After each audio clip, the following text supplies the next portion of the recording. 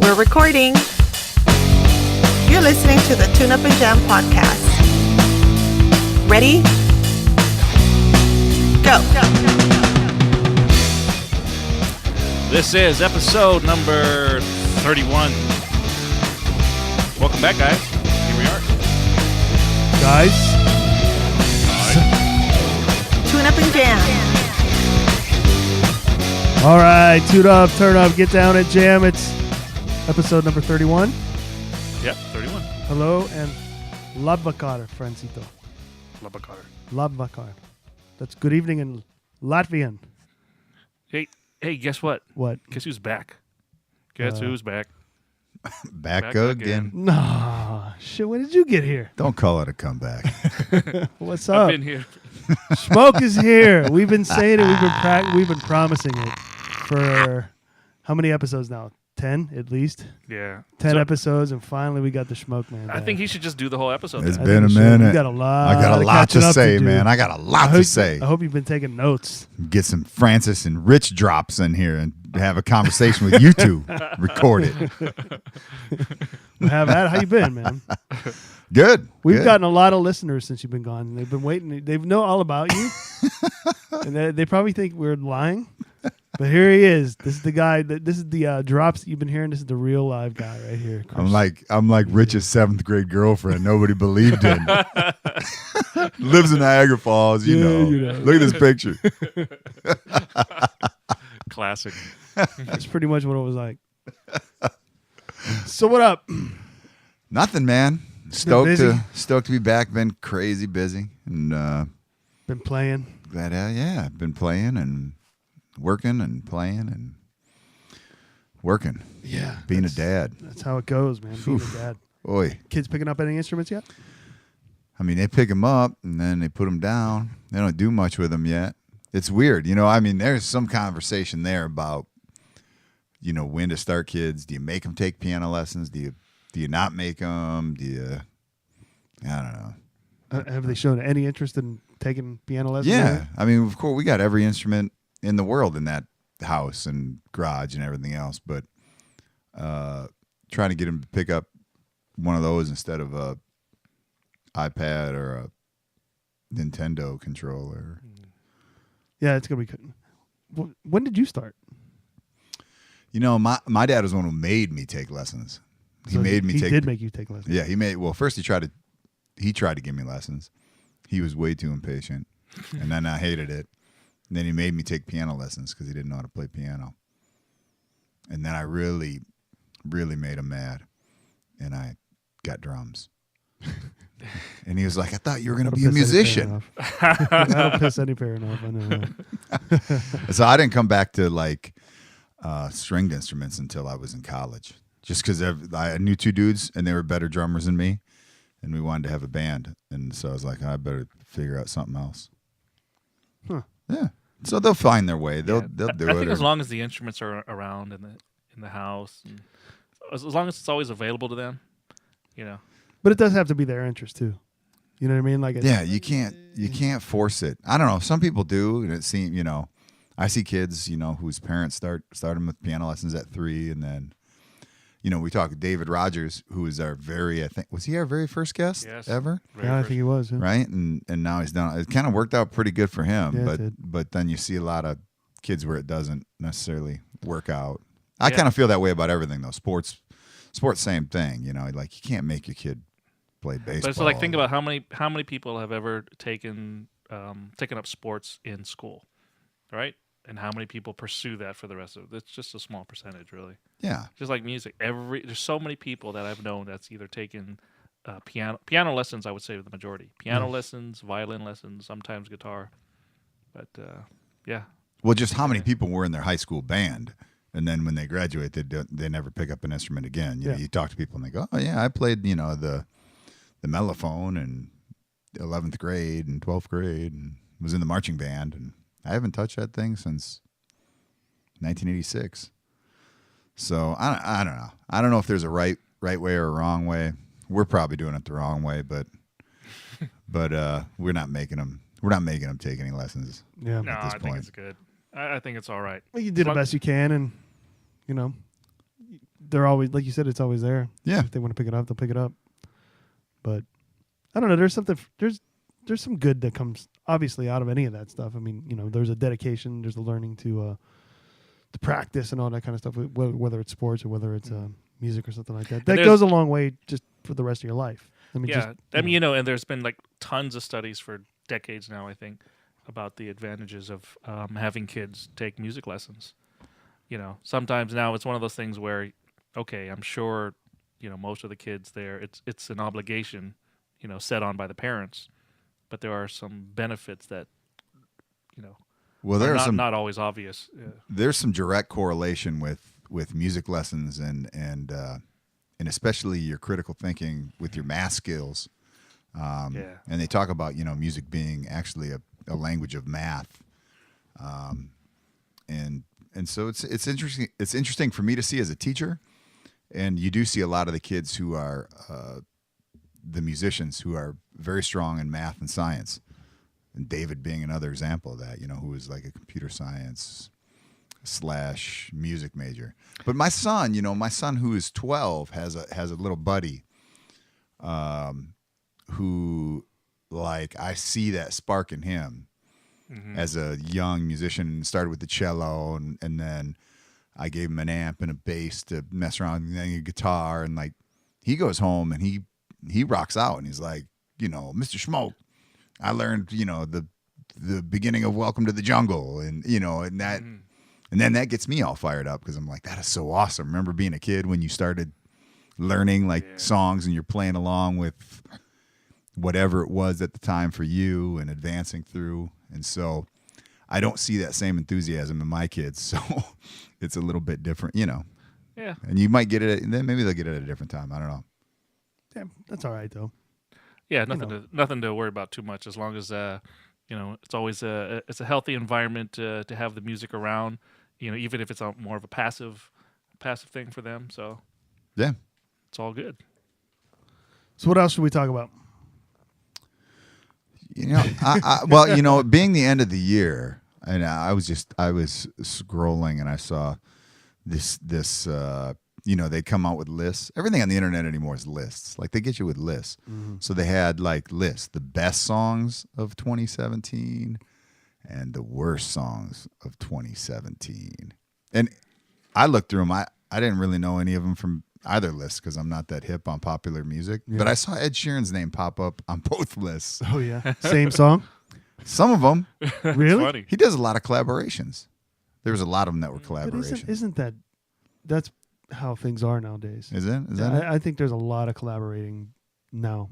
And it's been like that for a while, but it started with like a lot of the hip hop. Yeah, I was thinking hip hop has always been, but I think I've watched some videos of Ed Sheeran doing his thing, and I think it was one of the Abbey Road sessions, live in Abbey Road, and a couple of concerts.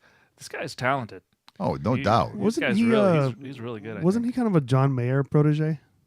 No. I don't know. I read. I actually listened to his interview on Howard Stern with him, and then one with Jamie Foxx. And actually, when he came to the United States, he met Jamie Foxx, and he was just Ed Sheeran was just like hustling, sleeping on couches, doing a little this and that, and he met or he played somewhere where Jamie Foxx saw him, and Jamie Foxx was like, "Man, you're talented." And I guess Jamie Foxx has like a studio in his home, and let him come and record and like literally sleep on the couch for 2 or 3 months. That's interesting. And then, wow. And then he blew up and got big, and now. Well, Jamie Foxx can play too. Oh, Jamie Foxx is a talented, he's a talented dude. You should hear his interviews when he talks about how he got into, some of the recordings, especially with Kanye, and they used to have parties at his house, and it's interesting. I can't really remember. I won't repeat anything verbatim, but it's an interesting story of how. Just him being social, with the stuff that he's doing, being the actor, got him, into these parties, or I think he was holding the parties, I believe it was, and these people that were around, from Jay-Z, Kanye was there, and Pharrell, I think, was all these cats that come up and play, and yeah. How do we get invited to a Jamie Foxx party, man? I don't know, man. Somebody knows Jamie Foxx. Put in a good word for the Tune Up and Jam. Yeah, no kidding, man. I want to go to Jamie Foxx party and rock out. It'd be a good time. Rich can sleep on his couch. I sleep on the couch. Yeah, okay. Probably bigger than my bed. Exactly. It's probably more comfortable. You know, everything. Jamie Foxx got a huge couch, Yeah. luxurious. Huge, Now, comfortable. I mean, to be fair though, the tune-up and jam couch is not that bad. That's a all great right. couch. It's, it's all right to come. It's in. iconic, dude. It's been here since the beginning. There used to be another one that's in my living room now. It's like the tune-up jam junior couch. It's true. Actually, it's the same size. Is it? Is that the It's same the exact? exact same size. I slept on it last night for a little bit. Nice. Yeah. It's a comfy couch. Well, I got some notes here. Some things that I guess I just jotted down, coming out of nowhere. Want to hear some of them? Oh, sure. What the heck? No. Well, too bad, Francis, because I'm going to bring something up. I was recently kind of offered a gig, but I had another gig already planned that day, booked that day. But it wasn't fully confirmed. It was actually kind of like in limbo. Wasn't sure if it was going to happen or not. The one that was already in the books, you mean? Yeah, Okay. like it was booked, but I had I tried to confirm it with the guy who booked it, and he was like, "I'll get back to you. Not sure.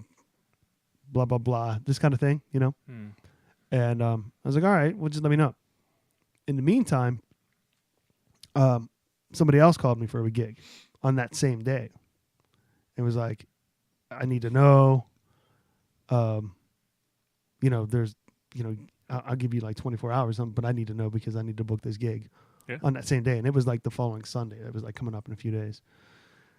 And I kept trying to get a hold of the dude and be like, hey, man, what's going on with this gig? Are we playing? Are we not playing? And I wasn't hearing anything back. Did you mention? And the other guy was like, I need to know. You got to tell me, are you going to be able to play or not? Because I need to be able to, obviously you got to get something together. Were you going to ask me? I was going to say, did you tell the guy who Oh, had yeah, the first gig that you have a potential alternate gig that you need to take if it's not going to happen? I don't remember if I said that or not. Okay. Maybe I should have. I don't know. I have a tendency. Maybe this is what I was getting to. I don't like. Oh, okay. What do you do in that situation? I think, and this was about a month ago now. I had told the guy who was asking me to play, I was like, I'll do it, pencil me in, but I can't for sure say yes until I find out whether or not this other gig's going down, right? And I kept bothering the other guy, but I can't remember if I told him, hey, I got another offer or not. But it's just a weird situation to be in because all evidence pointed to that gig was going to be canceled. You know what I mean? As far as I could tell, like, if you're going to be that, I'm not sure about this gig, it's pretty much a no-go. You know what I mean? He's like, the one time he did email me back, and he was like, the guy at the, I'm having some problems with the pay, and there's this, a problem with this or that or whatever it was.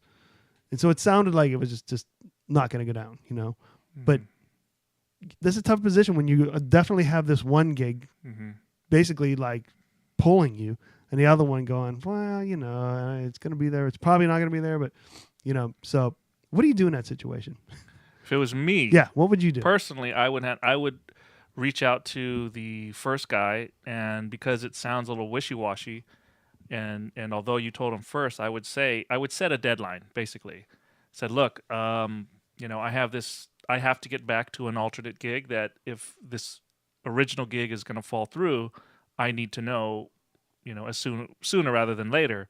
I'd probably set a time. Just say, hey, look, if I don't hear, or I don't have a confirmation by this time, then I got to take the other gig. That's fair. I don't think there's a black and white on that deal there, because I think in different circumstances or with different, like, is one a steady band and one a fill in, is True. one like your everyday and one I think that the general rule is that everybody's aware of circumstances and whatever can come up, because the big thing is you don't just go, I got this chance to make, $200 instead of $100, so I'm going to take that gig, because that gets real old real quick, I think, with folks. But Yeah. I don't know. I don't know that there's a right answer for that. I used to think that like, oh, you stick and you do this, and Well, if I you're guess committed, you're committed. I'm not. the whole part. Here's the thing, though, about the commitment is that I totally agree, though. It can't be black and white, and it does depend on other circumstances as well. But the way you've described it to me, it just sounded a little too wishy washy. It's like, I'm not sure yet. This and that, and it's like there has to be a point where do you just say, okay, well, I've committed to this uncertain gig, do or die? Do you just black out everything? Or, it's, I kind of feel that if somebody's going to ask your time, because this is a professional situation. We're not talking about, we're talking about hanging out or anything. We're talking about a professional situation. This is work. So there has to be some clear-cut boundaries that you set. Maybe these boundaries change from gig to gig, from situation to situation, depending on the specific circumstances. But I think you do have to, at some point, set the boundary so that everybody all around knows the expectation. For example, hey, if it's not going to happen, if we're not going to have word, I do need to, I need to work, for example. Mm-hmm. Need to work. I need to prepare for this other gig, and I need to accept it because of time constraints. Otherwise, you could be left with nothing. I don't think it's, I think anybody in this professional situation would recognize you don't want to hold on to somebody and then it ends up being nothing. No doubt. Yeah. No doubt. Well, and I think just a lot better communication all around is in order for anybody who books a gig. If you're gonna, if it was me, I think if I would have booked that gig and I was having these kind of uncertain, commitments with whatever the venue was going on there, I would have just called it off myself. Yeah. Like I would have said, look, sorry to do this, but these guys are screwing around. I can't get a straight answer out of them. Therefore, I'm making the call. Yes. Yeah. You go. Sorry. Like he didn't know. I don't think I said to him that I had another offer. You know what I mean? I guess for whatever reason I didn't want to push that in there. I didn't want to throw that out there. But Okay. so I'm assuming that let's just say he didn't know that I had another offer. If I'm him, I say, I'm sorry, we don't have this gig. I just can't get a commitment out of this guy. Professionals would understand that, I think. First of all, yeah. I would understand myself if he would have said that to me, even if I didn't have another gig being offered, I would have understood it. But then that also frees me up for that other situation. Like, look, man, if something else comes along, just take it. You know what I mean? Like, well, see, and I say what I say, or said what I said, because the lack of boundaries being set. If the booker, in what you're saying right now, had set the boundaries or had drawn the lines there, then you are not put in a position to do that. You could respond to any other good gig saying, look, I have this gig I already committed to. I'll know by, let's just say whatever it is, 2:00 today if it's going to happen or not. So if you can give me till then, if not, then I got to pass. You can pass on everything else because you've committed to the original gig, which I totally understand. I'm always for if you make a commitment, you stick out the commitment. right. Well, there's that thing too when you're booking the gig. When you get the person booking, a lot of times from jump, like boom, can you do it? Can you do it? Can you do it? Good, boom, we're doing it, and it's committed. Like it's confirmed.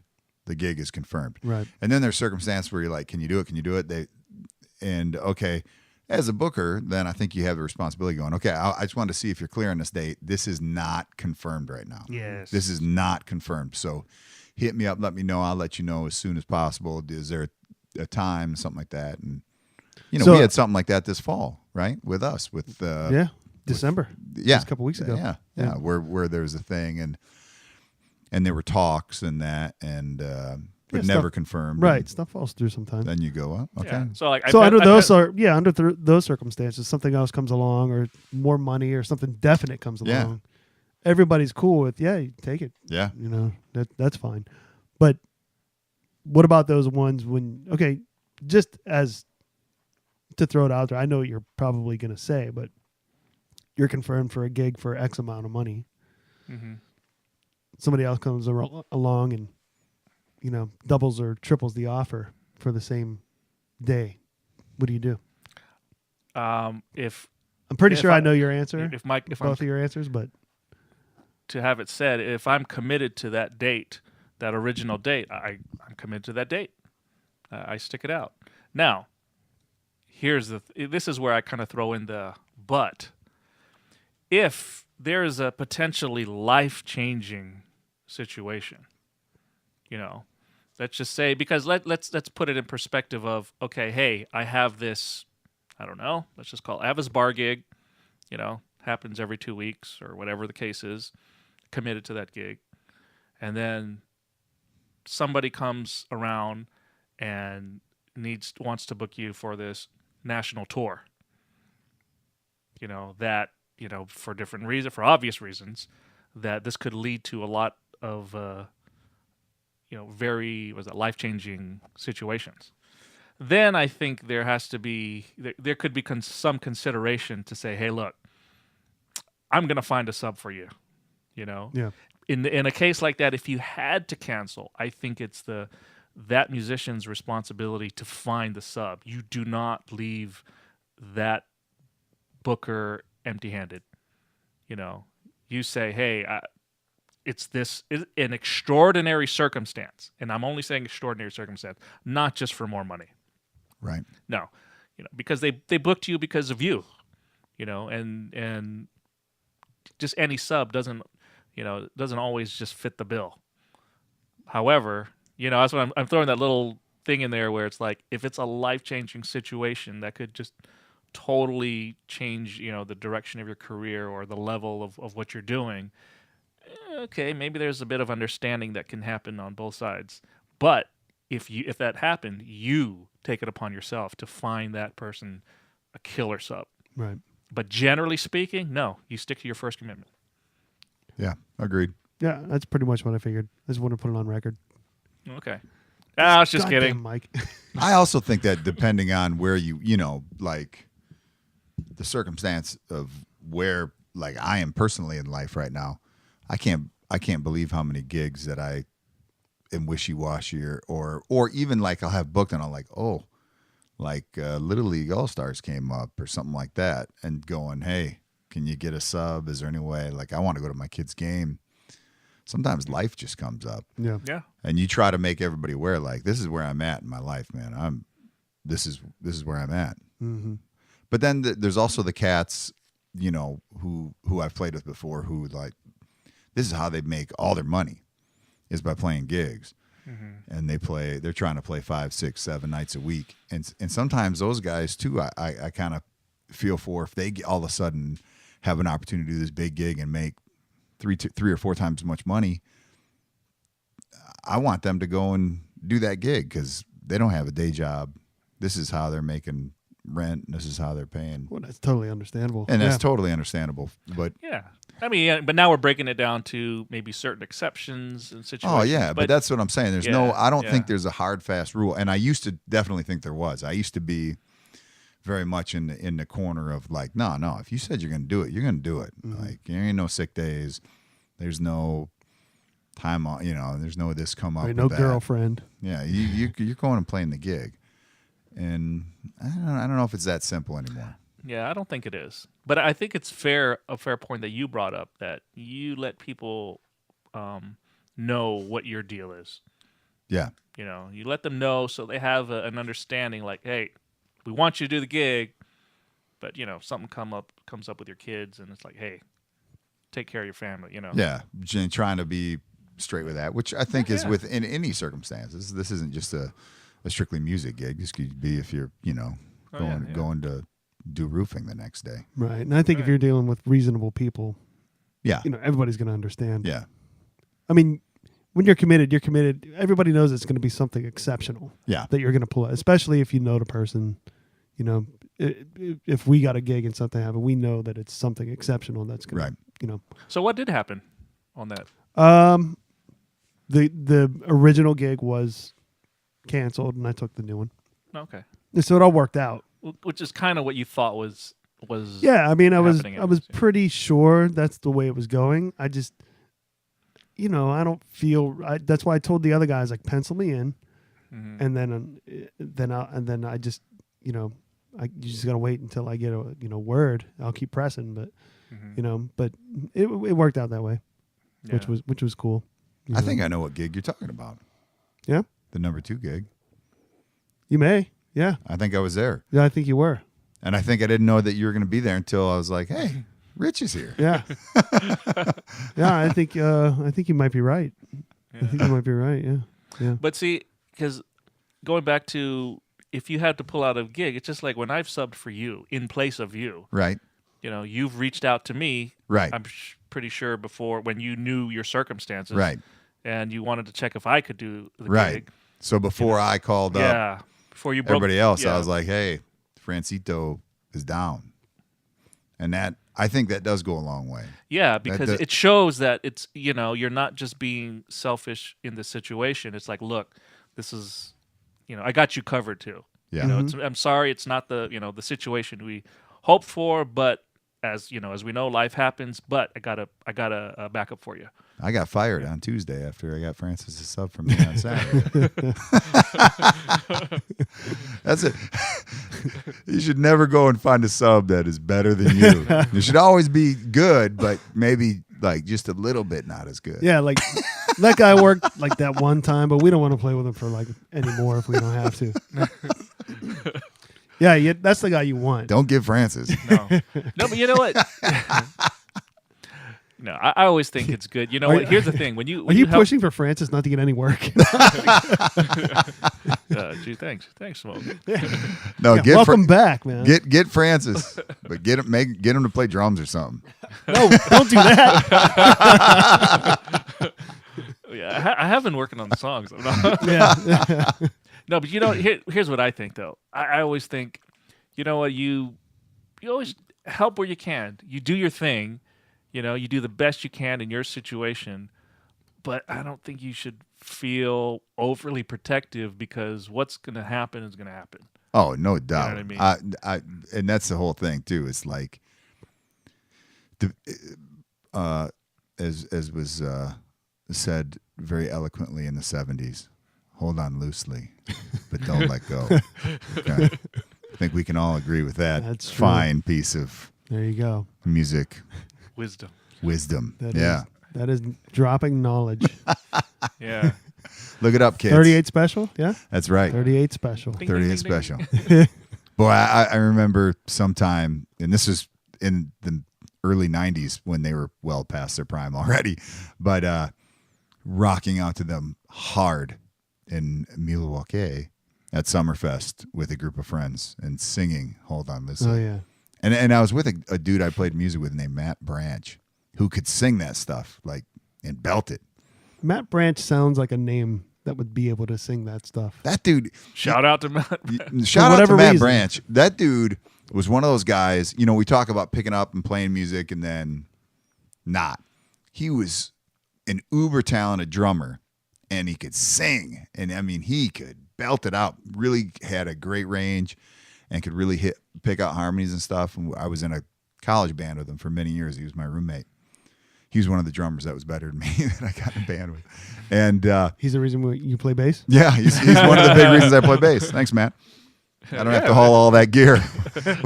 When I leave a gig and Rich is still loading out for 25 minutes. So you always all raise. because of you, that's Matt. how- It's you all always because raise of the Matt glass, Branch. right? You raise the glass. You go to Matt Branch. Yeah, Matt Branch and Andy Browner. Thank you. Nice. Andy started playing guitar. Matt stayed on drums. But he's one of those dudes. Then we graduated from college. He went and got a job. And I think he has drums in his basement now. Mm-hmm. Never plays. He Just sit there. never went out and played again. And he was so talented. Like I always thought he was such a talented guy, and he is a talented guy. And every once in a while, we'd do a gig, and he'd come out with his wife and in-laws or something, and he'd come up and sit in. And I'd go like, "You're so talented. How do you never do that? Like, how do you never?" He's like, "I just got stuff going on."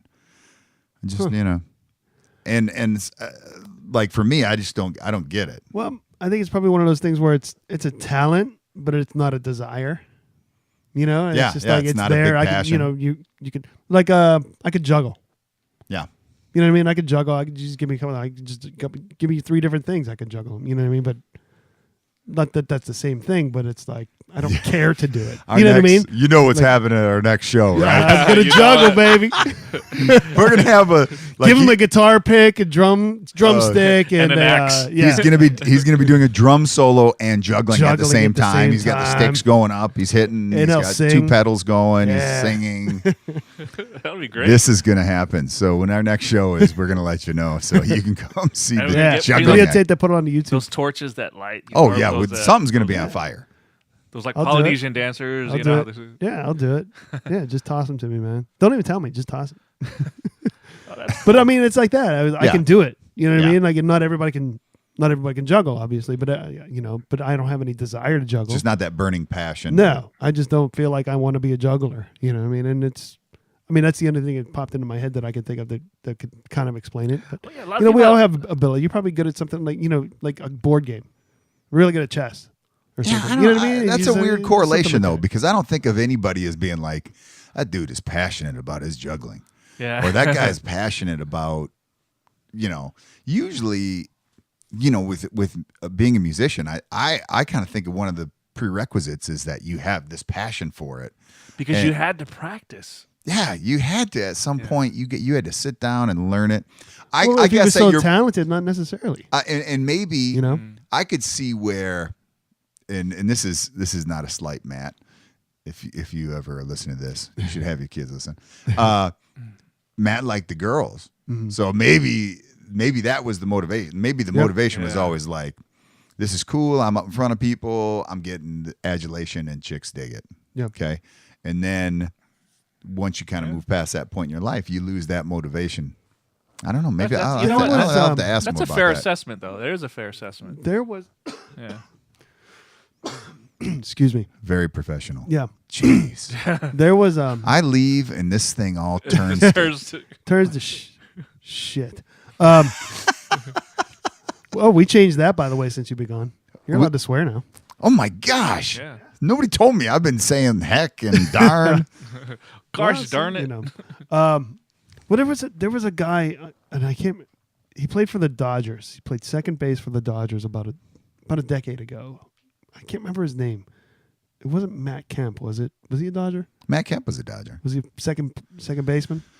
I think he was an outfielder. I think he played right field. There was somebody, one of the Dodgers. Anyway, he also played for San Francisco. I think before that, in fact, he did because he and Barry Bonds didn't get along at all. Oh, I know who you're talking about. But he was a guy who was super talented, and he was exactly what you're talking about. Yeah. He only played baseball because that's what he could do. He didn't have the passion for it. He didn't care. He didn't want anything to do with it outside of being, playing the game. When he wanted it's to a retire, job. to him it was a job. When he was going to Yeah. retire, that was it. He was going to be done with it, and that was it. Like, it wasn't. It was like the same situation, but in sports. So I guess it exists. You know what I mean? You have this ability. You're just really good at something. Bo Jackson. Bo Jackson. Yeah. Bo Jackson. I mean, he was so physically gifted and so talented. But you watch a special on him. He wasn't known as a tremendous worker. Yeah. Didn't need to. No, didn't need to. He was just that talented, and it didn't appear, at least, that he had a huge passion. I mean, for it. if we're sticking to sports for a little bit longer. I mean, how many first round draft picks come along That's true. and just kind of Fizzle out. Either fizzle out or they just go, there's plenty of them that just go, I did this for 2. I don't want to do this. Yeah. They just don't want to do it anymore. But they're super uber talented. It's I don't know. All right, I'm coming around. Maybe you're not such an enigma, Matt Birch. Yeah. Yeah. And You're everyone not has- so special after all. And then here's the thing too, and just going, turning it back to the musician thing is like everybody, I think, should try to learn an instrument. I mean, yeah, you just generally that's my attitude, and you should have different reasons. You don't necessarily have to make it a career, but going home, for example, and just chilling out, and with whatever your guitar, drums, bass, whatever instrument you have, I think that's a good thing. That's a therapeutic thing.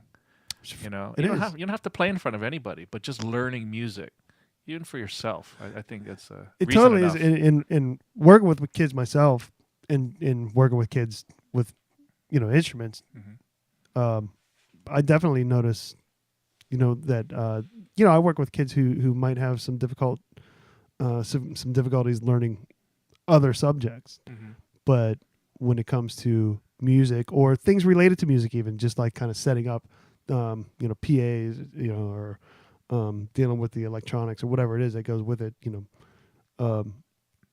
they kind of come alive with some of that kind of stuff. You know what I mean? So there is something to just try it, see what it does for you. Yeah. For sure. Should we bring this one to an end? Well, man. What time are we at? This was driving me crazy. Who Barry Bonds' teammate was.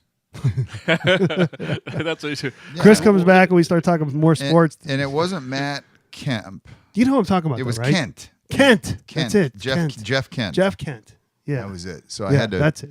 I can't take any credit. I Googled it. He was like, as soon as you start talking about that, he was buried in his phone. He's like, Yeah. find that answer. But you knew who I What was is talking the about. That's answer? good. It was But like the Charlie Brown teacher. Wah, wah. You But know what? you know though? that story about him, though, right? Like he was just Yeah. like kind of Oh, yeah. like, Yeah. whatever, baseball. I don't care. Yeah. Yeah. Just it was basically his attitude towards it. Wow. He'll go out. I'll do my job. I happen to be good at it. Which is crazy because there are people, that's how life is. I was going to say that life, regardless of the profession or the talent or the subject, is like. What kind of reminds me? Did you ever see the movie Amadeus? Yeah. It's kind of like that. Did you ever see that? No, I didn't. Oh, it's awesome. Oh, It's you such a guys did. good movie. Really? Yeah. Oh yeah, it's a great movie. Is there any shooting and guns in it? And stuff? Yeah. He's going to fall asleep. No, that it's not. You know one what? of No, those- look, just not one of you being those. a musician, I think you'll appreciate it. Yeah, Yeah, it's a I'm good. sure I It's a would. good story too. Yeah. It's just cool. It's Is there any nudity? on the director's cut. There is, yeah, Whoa. there is. I like that. That's his first It will question. change whatever you think. If you're not a classical music fan or Mozart, whatever you think of them in your head, especially those pictures you get in your mind growing up of classical, uppity musicians and stuff like that, will change after you see that movie. Right on. Yeah. Well, that was popular music at the time, right? I mean, Oh, yeah. So They were the pop stars. that's the Nothing. I'll put it this way: nothing has changed with pop stars. Yeah. Well, I would hold on, stop that, take that back, because the talent at that time. I mean, there was the pop stars, but the talent to do what he was doing was pretty amazing. Compare that to I think what I meant. contemporary pop stars. I think what I meant was the activities that pop Oh. stars engage, rock stars, and Yeah. that they engage, celebrities engage in. Yeah, and I don't know that even that isn't coming back full circle with the way things are now. I think that The talent. I think the mid '90s to the mid 2000s were much more rife with kind of the video made musician, the Milli Vanilli lip syncing, everything else. Now you got the aforementioned Ed Sheeran, who's love him or hate him, he's a talented guy. Who's the country girl? Taylor Swift. She's talented. I mean, you can like her music or not like her music, but there's no doubt she's a player. I mean, Lady Gaga's talented. yeah. I mean, there's. Yeah. John Mayer's I talented. think that's kind of come back around. You have to be now because it's so hard to make any money anymore, and so I think you got to have a certain amount of talent. I think there's also something to that where, the generation of people that grew up in the past, well, since I guess the early 2000s, people that were born late 90s, early 2000s are starting to come of age now, like late teens or whatever. And I think they have almost like a nostalgia thing with them. Like for a long time, there was that type of music you're talking about, but also like EDM. Yeah. has been really popular, and I think that has kind of peaked the electronic dance music. Yeah. And like Has it? I don't know enough about it. I'm asking from well, complete being around ignorance. the kids that I've been around, you know, they're in their, you know, mid-teens or whatever and up. I don't know about you, but a lot of kids are getting into like albums, and they're getting into like instruments again. You know, it's starting to just this whole thing. They think it's cool to have like an album. They don't want to have like just a song on, you know, iTunes. They think it's neat to see a tape player. Like the idea of a tape player. It's kind of like almost this thing that like, you know, this old thing. It's not, I guess nostalgia is, it's not nostalgic for them. It's just like this thing that's super neat. You know what I mean? And cool. There was. I'm sorry.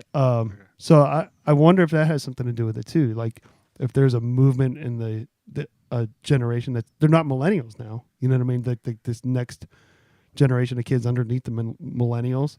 Yeah. They'll start kind of turning back to things that, you know, everything's cyclical. Yeah. You know, is it time for that to happen again? Because if it is, it's cool. You know, I think it's cool. But have you seen any of this yet at all? Yeah, I don't pay that much attention. But no, I do. I mean, I see definitely the music programs at school seem to have more kids becoming involved and becoming interested and starting their bands up again. And while when it first became available with GarageBand and MIDI and all the different patches and loops you could put together, and you could build songs without actually playing any instrument at any time, I think now that the novelty of that is kind of worn off, and kids go, yeah, but I don't want this pre-recorded. I want to create this thing. Not that that's not a creative outlet, because I really think it is. I think just like DJing is. Yeah, I think, you know, sure. old school turntables, beat matching, it is an art. Oh yeah. You know, there's an art to that, and it can be extraordinarily funky. But so yeah, I think the novelty of that technology is worn off a little bit, and now kids are getting back to, you know, oh, look at this thing with strings. How do I make this sound in different ways? Well, there's just something about, you know, I remember looking at a guitar and trying it when I was a kid. Just going, this makes no sense whatsoever. You know, just like these strings make those sounds. How does that? And I couldn't get any sound out of it as a kid. And then later on, when you first start being able to get something out of it, there's like some kind of like crazy satisfaction and then like addiction to it of whatever it is. My drums, my first drums, you know what I mean? When I was a real little kid, I had my first little toy drum set, and I could do nothing but bang on them. Mm-hmm. And then there was no satisfaction out of that. But as I grew older, I got another kid and got more interested, and then figured out, oh, there's some coordination to this. There's a pattern to this. And there's like, then it opens up this box, and then you go, wow, that's freaking cool. And maybe they're getting the same thing out of it. Yeah. You know? No, I couldn't explain it, but when I was younger, I mean, I was always a music fan, right? You know, getting into the bands, and I was always appreciating that part of the songs. But any times I was in the presence of somebody or in front of somebody playing a guitar, you know, whether it be some uncles or cousins, there was something that was drawing me, and like I didn't want them to stop. I kind of felt like, play something again. All I wanted to do, whether, you know, if it was in the middle of a party or whatever it was, just to focus on that. I just wanted to hear that person play. I wanted to hear that instrument live. And to me, that was so exciting that, I mean, I guess it naturally evolved into me playing. But I just remember that feeling before I could even play an instrument, thinking, this is so fascinating. Even though, you know, I was a fan of music in general, but hearing it live, you know, somebody playing right in front of me, it just sucked me in. I thought it was the coolest thing. And another cool feeling is just creating with other people. Like whether it's just you and one other person, or, I mean, I was in concert band, marching band, all that stuff when I was in high school. That satisfaction of something that you were a part of, this group, is a really super cool feeling. You know, when you're done with it, you're like, yeah, that was cool, man. We created something that didn't exist, and then people heard it and liked it. You know what I mean? There was something entertaining about something that I was part of creating. It's just a cool thing. You know what I mean? It's that first high that you are always chasing as Yeah. a performer. Yeah. As a performer. I mean, there was nothing. I had to, not the opposite experience, but because my dad was a musician and it was nonstop music at my house. There's nonstop rehearsals. He was nonstop playing his guitar or writing a song and doing that. So for me, it was like, That's normal, right? You think whatever you grow up with is the norm. You know, you don't find out till later how crazy these people were or anything, you know, how strange the situation was that you grew up in.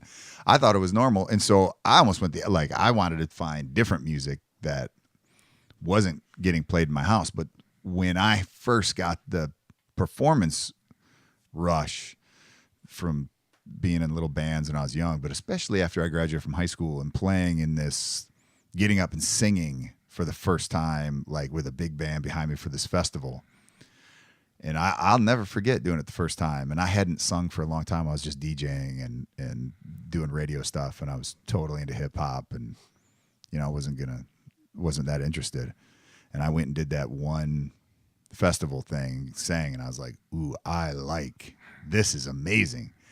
And then I remember talking to my dad, who was probably at the time about my age, and he'd be like, oh man, I got a gig tonight.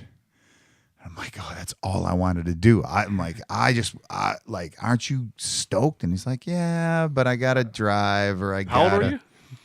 I was 18. Yeah. I was 18 years old. And I was like, that would be the great, like, I'll go do it. Let me go do it. He's like, you're no good. You know? Thanks, Dad. Yo, he was tough. He was tough, man.